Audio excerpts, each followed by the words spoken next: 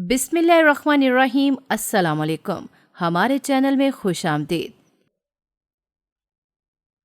ایک ماں اپنی اولاد کے لیے سب کچھ کر گزرنے کو تیار رہتی ہے۔ میں بھی ایک ماں تھی، لیکن میں نے جو اپنی اولاد کے لیے کیا وہ کسی گناہ سے کم نہیں تھا، مگر میں نہیں جانتی تھی کہ مجھے اس کی ایک بھاری قیمت ادا کرنی پڑے گی جس کا میں نے کبھی تصور بھی نہیں کیا تھا۔ کاش میں کبھی وہ قدم نہ اٹھاتی اور نہ ساری زندگی کے لیے اس احساس میں گرفتار ہوتی جو مجھے جینے دیتا ہے نہ مرنے دیتا ہے۔ میرا نام زرینہ ہے۔ میرا تعلق ایک مڈل کلاس فیملی سے تھا۔ میرے ابا ایک سرکاری ہسپتال میں نرسنگ اسٹاف کا کام کرتے تھے۔ گھر میں کھانے والا پورا ٹبر تھا، اسی لیے ابا کی تنخواہ بھی پوری نہیں پڑتی تھی۔ ہم 4 بہنیں تھیں اور ایک بھائی تھا جو ہم سب سے چھوٹا تھا۔ بہن بھائیوں میں سب سے بڑی تھی۔ ابا نے ہم چاروں بہنوں کو بنیادی تعلیم دلوائی۔ وہ چاہتے تھے کہ ہم چاروں بھی ان کی طرح پڑھ لکھ کر ہسپتال میں نرس کا کام کریں، مگر میں پڑھنے میں کچھ اچھی نہیں تھی، اسی لیے 8 جماعتیں پاس کرنے کے بعد ضد کر کے گھر بیٹھ گئی، جبکہ مجھ سے چھوٹی دونوں بہنیں آگے پڑھ رہی تھیں۔ اور پھر جب انہوں نے میٹرک پاس کر لیا تو ابا نے انہیں نرسنگ کالج میں ایڈمیشن دلوا دیا۔ ابا کافی سال سے ہسپتال میں نوکری کر رہے تھے، اسی لیے ان کی اچھی جان پہچان بھی تھی۔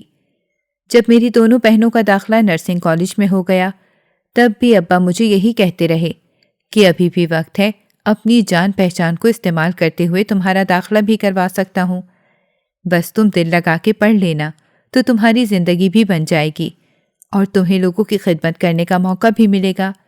مگر میرے دماغ میں یہ سب کچھ نہیں سماتا تھا۔ میں اپنی ساری بہنوں سے کچھ الگ سی تھی۔ مجھے نرس بننے کا سوچتے ہی عجیب سا محسوس ہوتا تھا۔ مجھے یہ کام بہت چھوٹا لگتا تھا، اسی لیے میں نرس نہیں بننا چاہتی تھی۔ مگر حقیقت تو یہ تھی کہ میرا پڑھنے لکھنے میں دماغ چلتا ہی نہیں تھا۔ مجھے تو بس فیشن اور فلموں ڈراموں میں مزہ آتا تھا۔ میری دونوں بہنیں جب نرسنگ کالج جانے لگیں تو اماں نے مجھے سلائی کڑھائی سیکھنے کا کہا، جو وہ پچھلے 4 سال سے کر رہی تھیں، مگر میں ہمیشہ انہیں ایک ہی جواب دیتی کہ میں ان چھوٹے موٹے کاموں کے لیے تو نہیں بنی، بس آپ لوگ میری شادی کسی بڑے گھر میں کر دیں تاکہ میں شادی کے بعد سکون سے اپنی مرضی کے مطابق زندگی گزار سکوں۔ میری ان باتوں پر اماں اپنا سر پکڑ کے بیٹھ جاتی اور کہتی کہ بڑے گھروں میں رشتے کرنے کے لیے خود کو بھی بڑا کرنا پڑتا ہے۔ ہم مڈل کلاس طبقے سے تعلق رکھتے ہیں اور ہمارے جیسے گھروں کی بیٹیاں اپنے جیسے لوگوں میں ہی اچھی لگتی ہیں۔ اوپر سے تم پڑھی لکھی بھی نہیں ہو، اسی لیے اتنے اونچے اونچے خواب نہ دیکھا کرو۔ میں اماں کی باتیں سن کر اماں سے ہی لڑنے لگ جاتی تھی، کیونکہ میں اچھی طرح جانتی تھی کہ مجھے کم پڑھنے لکھنے کی باتیں جو سناتی ہیں اس کے ساتھ ساتھ یہ بھی کہنا چاہتی ہیں کہ میں اپنی باقی بہنوں کی طرح گوری چٹی اور خوبصورت بھی نہیں ہوں کہ مجھے کوئی اچھا رشتہ مل جائے۔ مگر میری اماں میرے منہ پہ یہ بات کہتی نہیں تھیں۔ ہاں، میرا رنگ کافی سانولا اور نئے نقش بھی کچھ خاص نہیں تھے، لیکن اس کا یہ مطلب تو نہیں تھا کہ میں اپنے ارمانوں کا گلا گھونٹ دوں اور اچھی زندگی کے خواب نہ دیکھوں۔ میری باقی تینوں بہنیں گوری چٹی اور خوبصورت تھیں اور وہ پڑھ بھی رہی تھیں، اسی لیے ان کو اپنے آپ پہ بڑا غرور تھا، یا شاید یہ میرے دماغ کا خلل تھا جو میں اپنی بہنوں کے ساتھ اپنا موازنہ کرتی رہتی اور خواہ مخواہ ان سے الجھتی رہتی تھی۔ شروع سے ہی ایسا ہی تھا۔ جب بھی ہم اماں کے ساتھ کپڑے لینے بازار جاتے تو اماں مجھے زیادہ ہلکے اور زیادہ گہرے رنگ کے کپڑے نہیں لینے دیتی تھیں، جبکہ مجھے ہلکے ہلکے رنگ پسند تھے جو میری بہنیں خریدتی تھیں۔ ان پر وہ ہلکے رنگ خوب جچتے تھے۔ ایک مرتبہ ضد کر کے میں نے ہلکے گلابی رنگ کا سوٹ عید پر بنا لیا اور جب پہنا تو سب نے میرا خوب مذاق اڑایا تھا۔ اس دن کے بعد میں نے لائٹ کلرز پہننا ہی چھوڑ دیے، مگر میرے دل میں احساس کمتری نے جگہ لے لی، جس کو مٹانے کی خاطر میں نے بہت پاپڑ بیلے۔ میں اپنے آپ کو کسی طرح بھی باقی سب سے کمتر نہ تو دیکھ سکتی تھی اور نہ ہی سوچ سکتی تھی، اسی لیے میں نے اپنے آپ کو باقی سب سے اچھا اور بہتر ثابت کرنے کے لیے سب سے آسان حل یہی نکالا کہ مجھے کسی امیر گھر میں شادی کرنی چاہیے۔ اگر میرے پاس پیسہ ہوگا مجھے کبھی کسی چیز کی کمی نہیں ہوگی اور سب میری عزت کریں گے۔ جب اماں اور ابا نے دیکھا کہ میں تو نہ پڑھنے پر راضی ہوں اور نہ ہی کوئی ہنر سیکھنا چاہتی ہوں، تب انہوں نے بھی میری شادی کا فیصلہ کر لیا۔ میں ویسے بھی سب سے بڑی تھی، اسی لیے کب تک ماں باپ مجھے گھر میں فارغ بٹھا کر رکھتے۔ اماں نے میرا رشتہ دیکھنے کے لیے اپنے کچھ جاننے والوں کو کہہ دیا اور پھر میرے رشتے بھی آنے لگ گئے، مگر زیادہ تر رشتے ایسے ہی ہوتے تھے جن میں لڑکا کم پڑھا لکھا ہوتا تھا یا پھر معمولی نوکری کرنے والا ہوتا تھا، اور مجھے تو اپنے خوابوں کے اس شہزادے کا انتظار تھا جو بیٹھے بٹھائے میری قسمت بدل دے گا۔ میں نے اماں کو صاف کہہ رکھا تھا کہ اگر میری شادی کسی غریب یا نکمے سے کرائی تو میں شادی کے دن سب کے سامنے انکار کر دوں گی، اور اماں اچھی طرح جانتی تھیں کہ میں کچھ بھی کر سکتی ہوں، کیونکہ مجھے اپنے آپ سے زیادہ نہ تو کسی کی فکر تھی اور نہ ہی پرواہ۔ اسی لیے اماں بھی کوئی رشتہ پکا کرنے سے پہلے لازمی مجھ سے پوچھتی تھیں، اور میں آنے والے رشتے کے بارے میں پوری معلومات لیتی۔ لڑکا کیا کرتا ہے، کتنا پڑھا لکھا ہے، اس کا رنگ کیسا ہے اور کتنا کماتا ہے۔ یہ 4 سوال میرے لیے سب سے زیادہ اہم تھے، لیکن میری مرضی کا کوئی رشتہ بھی مجھے نہیں مل رہا تھا، جس پر اماں کہتی تھیں کہ تم خود تو پڑھی لکھی ہو نہیں، نہ ہی کسی امیر باپ کی بیٹی ہو کہ تمہیں کسی امیر لڑکے کا رشتہ مل جائے گا۔ اسی لیے اتنا ہی کافی ہے کہ کسی ایسے گھر میں تمہاری شادی ہو جائے جو تمہاری قدر کریں اور تمہیں عزت سے اپنے گھر رکھ سکیں۔ لیکن مجھے یہ سب منظور نہیں تھا، اور پھر میرے لیے ایک ایسا رشتہ آیا جو میں نے قبول کر لیا۔ حالانکہ ابا اور اماں رشتہ وہاں پر کرنے کو تیار نہیں تھے، لیکن جب مجھے اس کے بارے میں پتہ چلا تو میں نے خود اماں سے کہہ دیا کہ بس یہیں پر میری شادی کروا دیں۔ میری بہنیں بھی حیران تھیں کہ میں کیسے شکور کے ساتھ شادی کرنے پر تیار ہو گئی تھی، کیونکہ شکور مجھ سے عمر میں بھی تقریباً 15 سال بڑے تھے اور وہ پڑھے لکھے بھی نہیں تھے، مگر جو بات مجھے ان سے شادی کرنے پر مجبور کر رہی تھی وہ صرف ان کا پیسہ اور گورا رنگ تھا، کیونکہ میں ہر چیز کو ترستے ہوئے گھٹ گھٹ کر زندگی نہیں گزارنا چاہتی تھی۔ اور ایک بات تو میرے دل و دماغ میں اٹکی ہوئی تھی کہ اگر میری شادی کسی سانولے یا کالے آدمی سے ہو گئی تو میرے بچے بھی رنگ و روپ میں ماں باپ جیسے ہوں گے، اور پھر لوگ میرے بچوں کا بھی مذاق اڑائیں گے، جو مجھے ہرگز منظور نہیں تھا۔ اسی لیے میں نے شکور سے شادی کرنے پر رضامندی کا اظہار کر دیا۔ اماں نے میری مرضی جاننے کے بعد شکور کا رشتہ قبول کر لیا، جو ہمارے محلے میں رہنے والی سلمہ خالہ کے ذریعے آیا تھا۔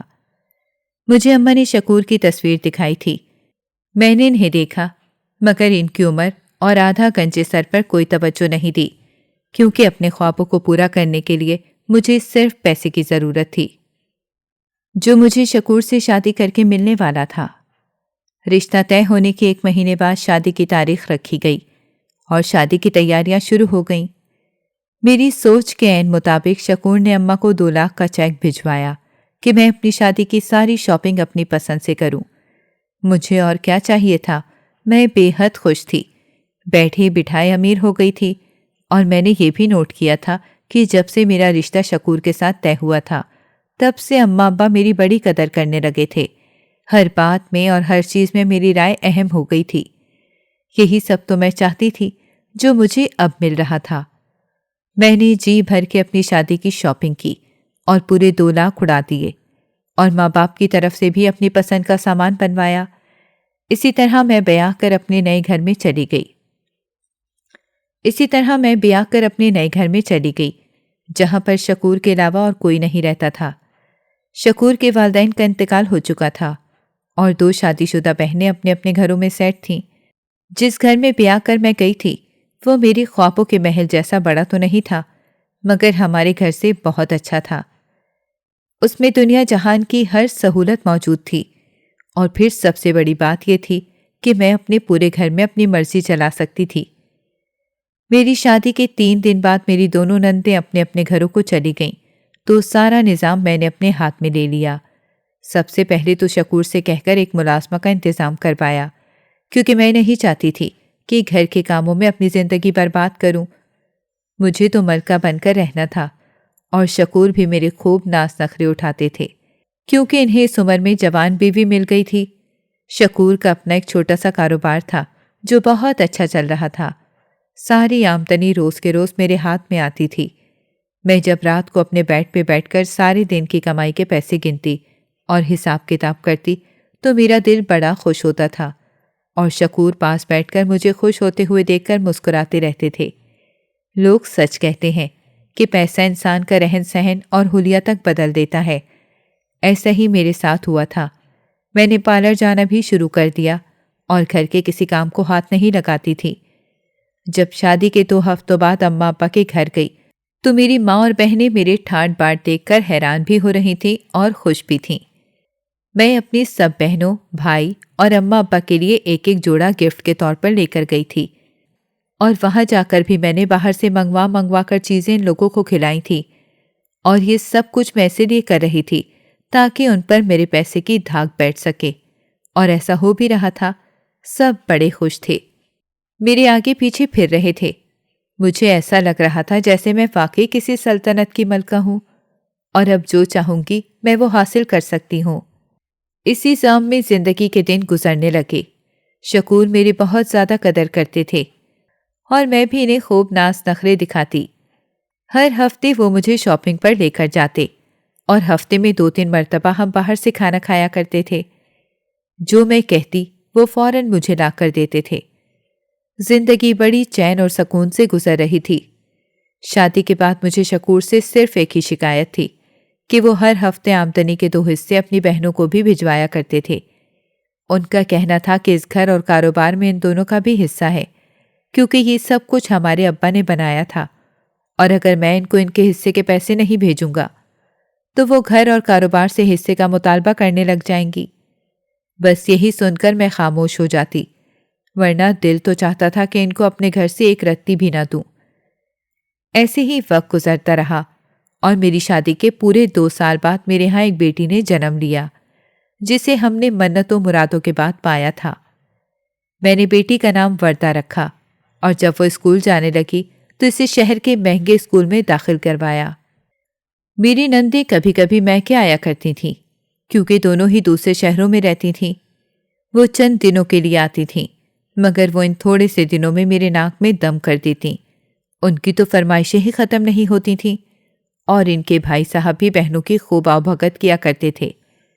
یہ سب دیکھ دیکھ کر ان 5-6 سالوں میں مجھے اندازہ ہو گیا تھا کہ شکور اپنی بہنوں سے بہت لگاؤ رکھتے ہیں، اور بہنیں بھی اپنے بھائی کی دولت کا خوب فائدہ اٹھاتی ہیں۔ میں کسی طرح ان دونوں بہنوں سے جان چھڑانا چاہتی تھی، مگر گھر اور کاروبار میں حصہ دینا بھی مجھے گوارا نہیں تھا۔ میں نے سوچ لیا تھا کہ جب میری بیٹی 5 سال کی ہو جائے گی تو اس کی سالگرہ پر شکور کو جذباتی طور پر آمادہ کر کے ساری جائیداد بیٹی کے نام لگوا دوں گی۔ اسی طرح بہنوں سے بھی جان چھوٹ جائے گی اور میرا نام بھی بدنام نہیں ہوگا۔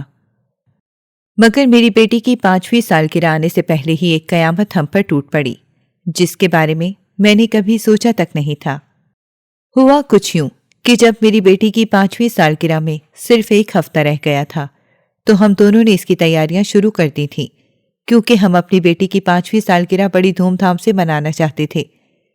میں نے اپنے گھر والوں اور اپنی دونوں شادی شدہ بہنوں کو بھی انوائٹ کیا تھا۔ اسی طرح شکور کی دونوں بہنیں بھی ہمارے گھر آنے والی تھیں، لیکن میری ضد تھی کہ میں اپنی وردہ کو وہی میکسی دلاؤں گی جو میں نے موبائل میں دیکھی تھی، مگر ہمارے چھوٹے شہر میں کہیں پر بھی وہ میکسی نہیں ملی، تو شکور دوسرے شہر شاپنگ کے لیے چلے گئے۔ مگر بدقسمتی سے واپس آتے ہوئے ان کی گاڑی کا اتنا بڑا ایکسیڈنٹ ہوا کہ انہوں نے موقع پر ہی دم توڑ دیا، اور کچھ دن بعد جو ہم خوشیاں منانے والے تھے، ہمارے گھر میں صف ماتم بچھ گئی۔ میرا تو رو رو کر برا حال تھا، کچھ سمجھ نہیں آ رہا تھا کہ اب ہماری زندگی کیسے گزرے گی اور ہم کیسے جئیں گے، کیونکہ شکور کے علاوہ تو ہم دونوں ماں بیٹی کا کوئی سہارا بھی نہیں تھا۔ جو مہمان ہماری خوشیوں میں شریک ہونے والے تھے، اب وہ ہمارے غم میں شامل ہونے چلے آئے۔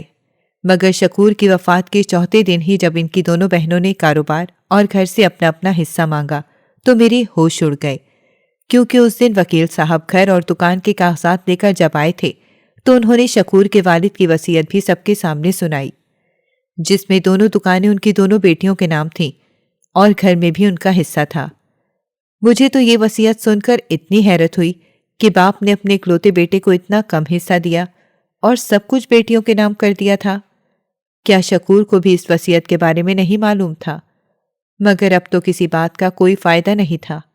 میں نے اپنی نندوں کے ہاتھ جوڑے کہ ایک دکان میرے پاس رہنے دیں، جس کی آمدنی سے میرا اور میری بیٹی کا گزارا ہوتا رہے، مگر وہ بالکل نہیں مانی اور انہوں نے 10 دنوں کے اندر اندر گھر کے 3 حصے کر کے 2 حصے بیچ دیے اور دکانوں کے بھی سودے کروا کے اپنے حصے کی رقم لی اور اپنے گھر چلی گئیں۔ پھر پلٹ کر پوچھا تک نہیں۔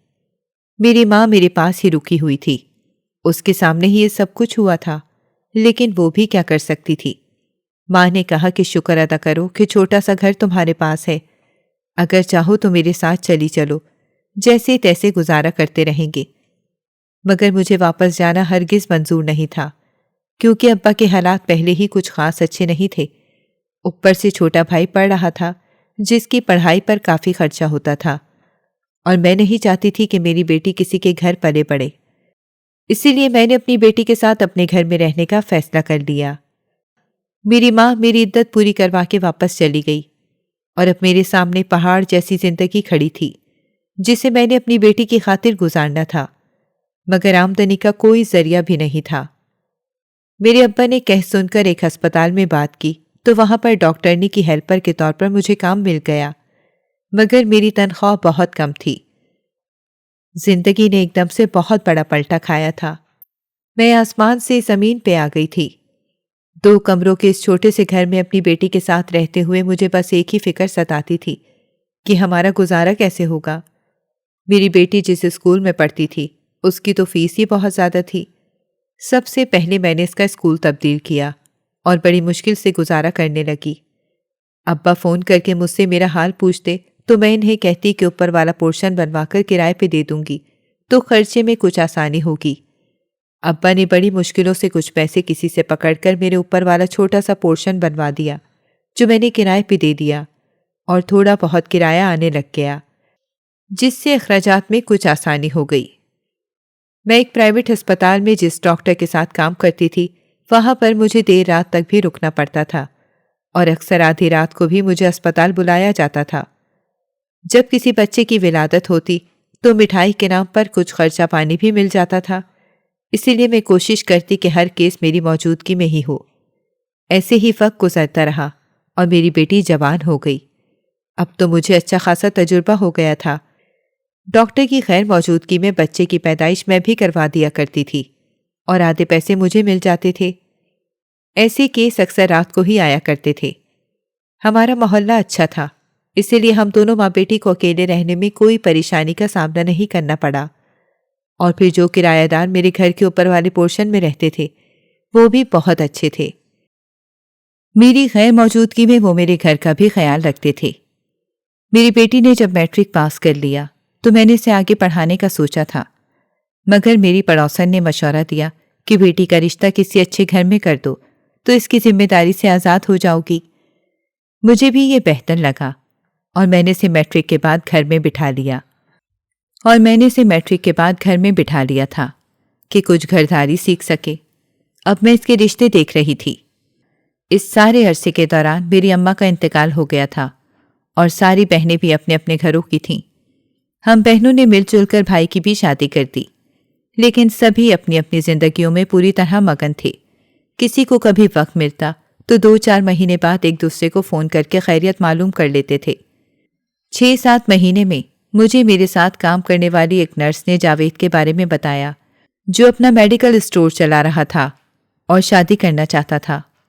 اس کے ماں باپ یا کوئی بہن بھائی نہیں تھے، اسی لیے اس نے میرے ساتھ کام کرنے والی نرس کو رشتہ دیکھنے کا کہا۔ جب میں نے جاوید کے بارے میں سنا تو میں بڑی خوش ہو گئی، کیونکہ گھر بار اس کا اپنا تھا اور میڈیکل اسٹور سے اچھا خاصا کما رہا تھا، اور اس سے شادی کر کے نہ صرف میری بیٹی عیش کرتی بلکہ سسرال کے جھنجھٹ سے بھی محفوظ رہتی۔ میری بیٹی ویسے بھی بہت خوبصورت اور بہت کم عمر تھی۔ جاوید نے اسے دیکھتے ہی پسند کر لیا، اور اس طرح میں نے جاوید کے ساتھ اپنی بیٹی کا رشتہ طے کر دیا۔ میں نے اس کے ساتھ بات کرتے ہوئے اس بات کا پورا خیال رکھا تھا کہ اسے یہ احساس نہ ہو کہ میں اکیلی کمزور عورت ہوں، اسی لیے وہ جو چاہے کرے گا، بلکہ میں نے تو اس کو اس طرح اپنے جھانسے میں اتارا اور اپنی مظلومیت کے ایسے رونے روئے کہ اس نے شادی میں میرا ذرا بھی خرچہ نہیں ہونے دیا، اور شکور کی طرح سارے پیسے میرے ہاتھ میں رکھ دیے کہ میں وردہ کی پسند اور مرضی کے مطابق شادی کی تیاری کروں۔ یہاں تک کہ جاوید نے تو گھر میں رنگ و روغن کا سارا کام بھی میری بیٹی کی پسند سے کروایا اور نیا فرنیچر بھی لیا تھا۔ میں بڑی خوش تھی ایک تو چھوٹی سی عمر میں اپنی بچی کو رخصت کر رہی تھی، اوپر سے داماد بھی اتنا اچھا ملا تھا۔ میری بس ایک خواہش تھی کہ وہ میری بیٹی کے نام اپنا گھر لگا دے تو بڑا اچھا ہو جائے گا، مگر ابھی وہ اتنے خرچے کر رہا تھا، اس لیے میں نے اس سے بات نہیں کی اور اپنی بیٹی کو اچھی طرح سمجھایا کہ شادی کے بعد وہ اپنے شوہر سے یہ مطالبہ منوا لے۔ اس طرح میں نے اپنی بیٹی کی شادی جاوید کے ساتھ کر دی اور خود سکون سے اپنی ڈیوٹی کرنے لگی۔ جاوید کا گھر بھی میرے شہر میں ہی تھا، لیکن وہ ہمارے گھر سے کافی دور تھا، اسی لیے ہفتے بعد وردہ کو ملوانے میرے پاس لے آیا کرتا تھا۔ میری بیٹی شادی کے بعد بہت خوش تھی اور میں اسے دیکھ دیکھ کر خوش ہوتی۔ میں خود اس کی قسمت پر رشک کرتی تھی اور دعائیں مانگتی تھی کہ وہ سدا شاد و آباد رہے۔ وقت پر لگا کر اڑنے لگا اور میری بیٹی کی شادی کو پورے 2 سال گزر گئے۔ اس کے گھر اور زندگی میں سب کچھ تھا، لیکن اولاد کی کمی تھی، جس کے لیے وہ بھی بہت بے چین رہتی تھی، اور اس سے بھی زیادہ خواہش تو جاوید کو تھی۔ اس کا بس نہیں چلتا تھا کہ جلدی سے 2 بچوں کا باپ بن جائے، مگر نہ تو اس کا انتظار کسی کام آ رہا تھا اور نہ میری دعائیں قبول ہو رہی تھیں۔ میں نے اپنی بیٹی کا چیک اپ بھی کروایا۔ ڈاکٹر نے کہا کہ سب کچھ نارمل ہے، بس قدرت کی طرف سے ہی کچھ دیر ہے۔ اسی لیے میں نے جاوید کو سمجھایا اور صبر کرنے کے لیے کہا کہ ابھی تو شادی کو صرف 2 سال ہی گزرے ہیں۔ میری وردہ بھی میری شادی کے 2 سال بعد ہی پیدا ہوئی تھی۔ اللہ نے چاہا تو جلدی تم لوگوں کو اولاد دے دے گا۔ جاوید ویسے تو بہت اچھا تھا، میری بیٹی کا خیال بھی بہت رکھتا تھا، مگر اسے بچوں کی اتنی زیادہ خواہش تھی کہ وہ اٹھتے بیٹھتے انہی کی باتیں کرتا رہتا تھا۔ میں اپنی بیٹی سے روزانہ فون پر بات کرتی تھی، جب وہ مجھے بتاتی کہ جاوید لوگوں کے بچوں کو دیکھ دیکھ کر آہیں بھرتا ہے اور اب تو بچوں کی خواہش شدت پکڑتی جا رہی ہے، تو اپنی بیٹی کی باتیں سن کر میرا دل گھبرانے لگ جاتا تھا۔ مجھے ڈر لگتا تھا کہ کہیں جاوید بچے کی خاطر دوسری شادی نہ کر لے، اسی لیے میں نے باتوں ہی باتوں میں جاوید کو یہ جتانا شروع کر دیا کہ میری بیٹی میں تو کوئی کمی نہیں ہے، اسی لیے ہو سکتا ہے کہ اولاد نہ ہونے کا سبب تم ہو، تو وہ خاموش ہو جاتا۔ ایسے ہی شادی کو پورے 4 سال گزر گئے، مگر ایک دن جاوید میرے گھر آیا۔ اس کے ہاتھ میں اس کی میڈیکل رپورٹس تھیں جو بالکل نارمل تھیں۔ وہ کہنے لگا کہ اب بتائیں کہ میں کتنا انتظار کروں، اگر کمی آپ کی بیٹی میں نہیں ہے تو پھر اولاد کیوں نہیں ہوتی؟ میں بچوں کے لیے مزید انتظار نہیں کر سکتا، اسی لیے میں نے سوچا ہے کہ دوسری شادی کر لیتا ہوں، اس طرح ہم دونوں ایک ساتھ بھی رہیں گے اور آپ کی بیٹی بھی اولاد کا سکھ پالے گی۔ یہ سن کر تو میرے قدموں کے نیچے سے زمین ہی نکل گئی۔ بھلا میں کیسے برداشت کر سکتی تھی کہ میری بیٹی کی ہنستی کھیلتی زندگی میں سوتن کا زہر گھل جائے؟ اسی لیے میں نے بہت سوچا اور پھر میرے ذہن میں ایک ترکیب آئی۔ میں نے اپنی بیٹی سے کہا کہ کچھ مہینے دیکھتے ہیں، اگر امید کی کرن نہ پھوٹی تو جو میں کہوں گی وہی کرنا، ورنہ تمہارا بسا بسایا گھر ٹوٹ جائے گا۔ ایسے ہی داماد کی دھمکیاں سنتے سنتے 4-5 مہینے مزید گزر گئے۔ پھر مجھے پتا چلا کہ وہ اپنے رشتے کے لیے کسی کو کہہ بھی چکا ہے، تو میں نے اپنی بیٹی کو ایک بہت بڑا جھوٹ بولنے کا کہا۔ وہ مجھ سے ملنے آئی تو میں نے اسے اچھی طرح سمجھا دیا کہ جاوید سے کہہ دے کہ وہ امید سے ہے، اس طرح جاوید دوسری شادی کا خیال دل سے نکال دے گا۔ ماں بننے کا ناٹک پورا کرتے ہوئے 9 مہینے گزار کر جب ڈیلیوری کا وقت آئے گا تو میں اپنے ہسپتال سے تب تک کسی بچے کا انتظام کر لوں گی۔ اس طرح ہمارا پردہ بھی رہ جائے گا اور تمہارا گھر بھی بچ جائے گا۔ میری یہ بات سن کر وردہ کچھ پریشان تو ہو گئی، مگر اسے بھی یہی حل سمجھ آ رہا تھا۔ اس نے میرے گھر سے جا کر اپنے شوہر کو امید سے ہونے کی خبر سنائی تو وہ خوشی سے جھوم اٹھا۔ میرے کہنے کے مطابق وردہ نے اپنی طبیعت خراب ہونے کا ایسا ناٹک کیا کہ 2-3 دن بعد ہی جاوید اسے لے کر میرے پاس میرے گھر آ گیا اور کہنے لگا کہ وردہ کی طبیعت ٹھیک نہیں ہے اور میں اسے اکیلا چھوڑ کر کام پر چلا جاتا ہوں تو سارا دھیان پیچھے ہی لگا رہتا ہے، اسی لیے اسے آپ کے پاس لے آیا ہوں۔ آپ اس کا چیک اپ کروائیں، میں کل آ کر اسے لے جاؤں گا۔ جب اگلے دن شام کو وہ آیا تو میں نے اسے کہا کہ ڈاکٹر نے وردہ کو مکمل بیڈ ریسٹ کا کہا ہے، اتنا کہ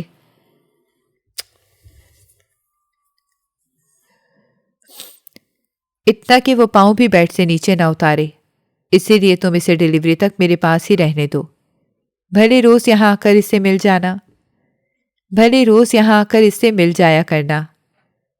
جاوید بھی اپنی اس سالوں بعد ملنے والی خوشی کو کھونا نہیں چاہتا تھا، اسی لیے فوراً مان گیا اور وردہ کو میرے پاس چھوڑ کر چلا گیا، اور پھر روزانہ رات کو اپنے کام سے لوٹتے ہوئے وردہ سے ملنے میرے گھر آ جاتا اور تسلی کر کے چلا جاتا تھا۔ وہ بے حد خوش تھا اور میں اتنی ہی پریشان تھی کہ اگر بچے کا انتظام نہ ہو سکا تو میں اسے کیا جواب دوں گی۔ جیسے جیسے وقت گزرتا جا رہا تھا میری پریشانی بھی بڑھتی جا رہی تھی۔ میں ہسپتال میں آنے جانے والی حاملہ عورتوں پر نظر رکھنے لگی تاکہ کوئی ایسی عورت مجھے مل جائے جس کی تاریخ میری بیٹی کے 9 مہینے پورے ہونے سے ملتی ہو، مگر کچھ سمجھ نہیں آ رہا تھا کہ میں کیا کروں۔ ایسی عورتیں تو بہت تھیں، مگر مجھے کوئی اپنا بچہ کیوں دے گی؟ میں نے کچھ عورتوں سے باتوں ہی باتوں میں یہ بھی کہا کہ کسی ضرورت مند شادی شدہ جوڑے کو بچے کی ضرورت ہے اور وہ پوری ذمہ داری کے ساتھ بچے کو اپنائیں گے اور تم لوگوں کو بھی کچھ خرچہ پانی دیں گے، مگر کوئی بھی اپنا بچہ دینے کو تیار نہیں ہوتی تھی۔ ایسے ہی وقت گزرتا جا رہا تھا اور میں گھر میں بیٹھی اپنی بیٹی کو وقت کے ساتھ ساتھ جسم میں آنے والی تبدیلیوں کے بارے میں سمجھاتی رہی۔ وہ میری ہر بات پر پوری طرح عمل کرتی رہی اور خیال رکھتی تھی تاکہ جاوید کو بالکل بھی شک نہ ہو۔ جاوید نے جب سے وردہ کو میرے پاس چھوڑا تھا وہ روزانہ اسے ملنے آتا تھا، ہمارے ساتھ بیٹھ کر کھانا بھی کھاتا تھا اور باتیں بھی کرتا، لیکن کبھی بھی رات کو نہیں رکتا تھا، اسی لیے ہمارے جھوٹ کا بھرم ابھی تک تو سلامت تھا۔ ایسے ہی ڈرامہ کرتے کرتے 9 مہینے ہو گئے۔ میں نے جاوید سے کہا تھا کہ کسی بھی وقت بچے کی پیدائش ہو سکتی ہے تو میں تمہیں فوراً فون کر دوں گی، تم بھی آ جانا۔ وہ خود بھی اپنے بچے کو گود میں اٹھانے کے لیے بے چین تھا، لیکن میری پریشانی تو بڑھتی جا رہی تھی۔ ابھی تک کوئی ایسی عورت یا کیس میرے سامنے نہیں آیا تھا جو بچے کو ہسپتال میں چھوڑ کر چلی جائے۔ میں نے کچھ جاننے والوں سے بھی بات کرنے کی کوشش کی، مگر ابھی تک بات نہیں بن پائی تھی کہ اچانک ایک رات جب میں ڈیوٹی پر تھی تو بالکل نوجوان لڑکی پتہ نہیں کس کے ساتھ ہسپتال میں ڈیلیوری کے لیے آ گئی۔ اتفاق سے اس رات ڈاکٹر ڈیوٹی پر موجود نہیں تھی۔ میں نے موقع کا فائدہ اٹھایا اور اس لڑکی کا اندراج ہسپتال میں نہیں کیا۔ چیک اپ کے دوران میں نے اس لڑکی سے پوچھا کہ اس کے ساتھ کون آیا ہے، تو وہ کہنے لگی میرے ساتھ کوئی بھی نہیں آیا، میں اکیلی ہوں اور اس بچے سے جان چھڑانا چاہتی ہوں، مگر کسی کو پتہ نہ چلے۔ مجھے تو اس کی بات سن کر ایسے لگا جیسے میری دعا قبول ہو گئی۔ میں نے فوراً اس کی ڈیلیوری کروا دی اور بچے کو ایک کپڑے میں لپیٹ کر اپنے گھر کے لیے نکل گئی تاکہ جلدی سے بچہ اپنی بیٹی کی گود میں ڈال دوں اور پھر واپس آ کر اس لڑکی کو دیکھوں گی۔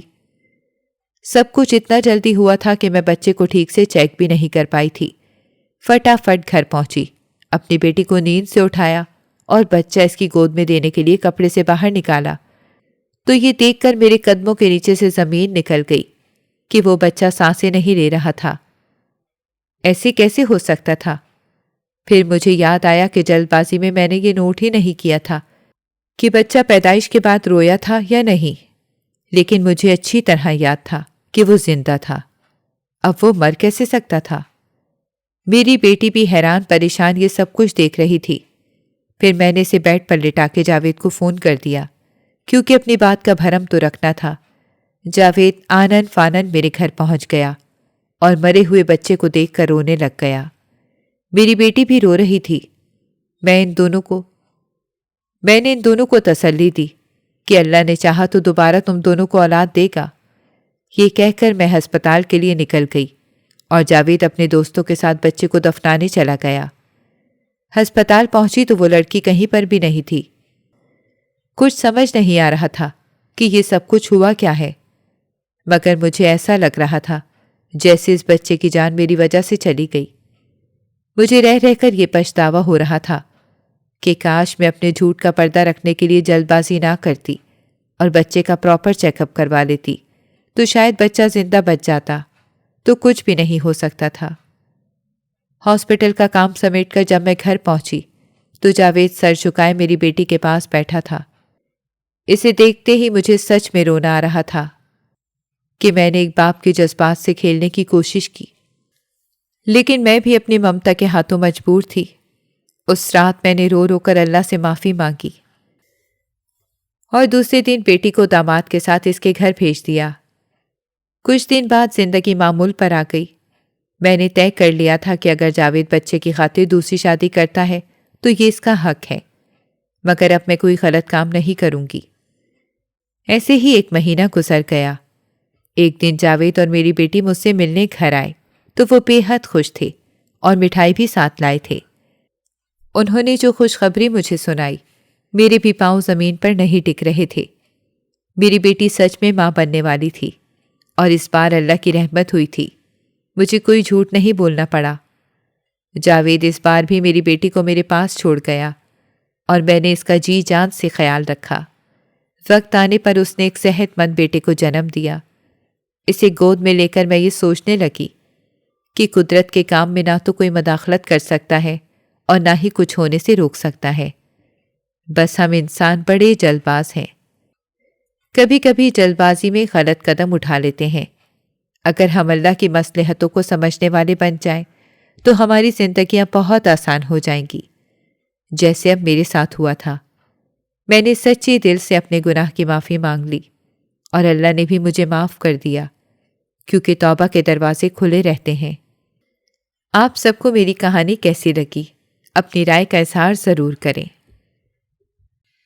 ناظرین، اگر آپ کو ہماری کہانی اچھی لگی ہے تو ویڈیو کو لائک کریں، شیئر کریں اور ہمارے چینل کو سبسکرائب کریں۔